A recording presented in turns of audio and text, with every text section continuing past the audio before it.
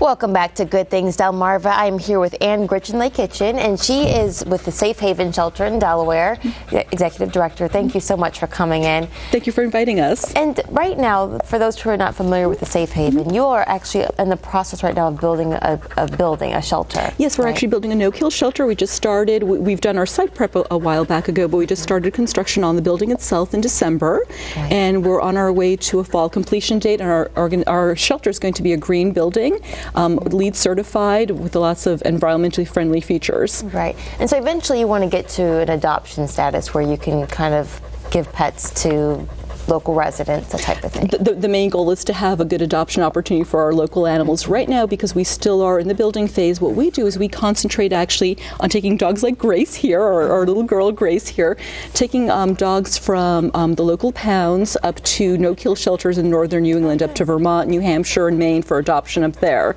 Right. And still a lot of things that are happening also within the organization as far as the pet pantry.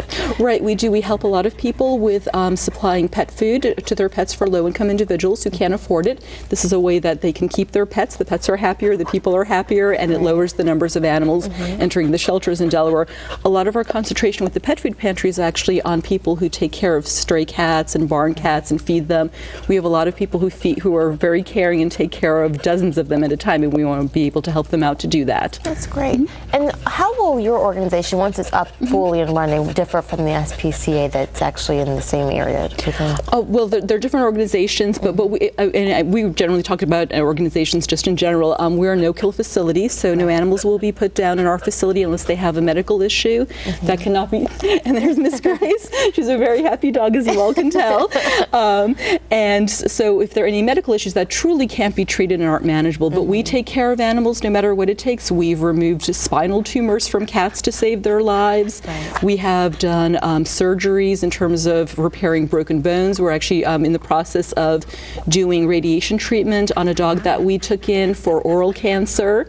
We first had surgery on her, and now we're doing radiation treatments. She's actually in Gaithersburg, Maryland, as we speak. Oh, wow.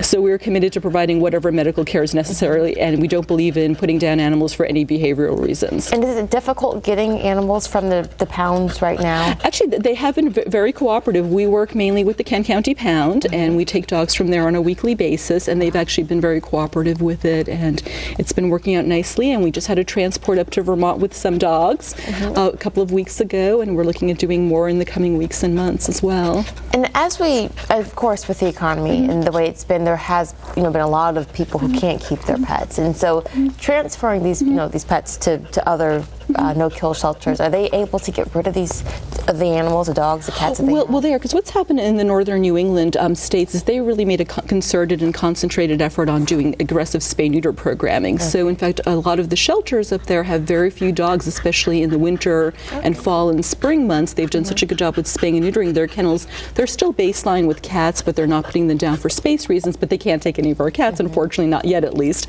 But they can definitely take wonderful dogs like Grace and find them homes very quickly. And in terms of locally in the economy, a lot of, again, what we do is concentrate on retention programs, helping people stay with their animals. That's usually the best situation for everyone involved.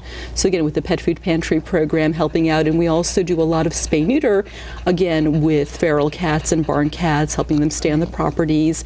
We work like with the town of Greenwood, for instance. We have a partnership where we spay and neuter all the stray cats in the town of Greenwood in Delaware, and that's worked out very nicely. I think she's a little happy there and curious. And for instance, I know in the past year we haven't had any reports of any new stray kittens being born, and the nuisance calls in the town have gone down because a lot of the behaviors that are associated with stray cats, once they're spayed and neutered, those are gone.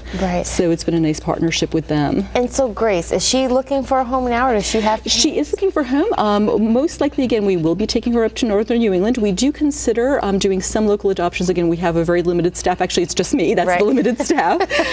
So it's a little hard for us to do high volume, high quality adoptions. We do occasionally, though, adopt out our dogs that we take to foster families. So we do welcome volunteers, of course, to foster the dogs. The dogs that we can't have in foster homes because we don't always have enough, we end up kenneling at local kennels who have been very generous in giving us discounted rates.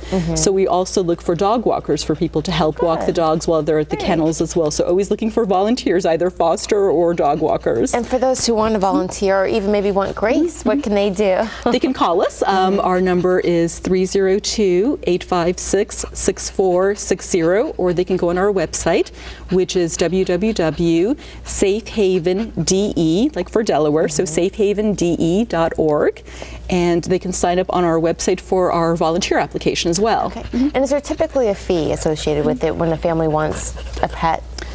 Well, once we're fully operational in the fall, we will have structured fees. Right now, we do it on a donation basis and a case basis. For instance, if there's a special needs dog that for whom it's harder to find a home, that maybe the shelters up north aren't quite as eager, unlike Grace here, of course, who I think everyone would want. Right, she's precious. She's absolutely wonderful.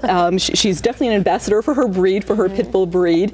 We generally do things on a sliding scale, and again, pit bulls are, just to give them a little bit of a plug, are wonderful dogs. In fact, they were known as the nanny dogs at the turn of the century. And real quickly, when is the date that you all have in mind for the finishing of this building? Well, we're saying the fall, because you never know, there can be some issues always, so we always say the fall, but we are looking at that. Thank you so much for coming in. Thank you for your Great program, time. and stay with us. We'll be right back.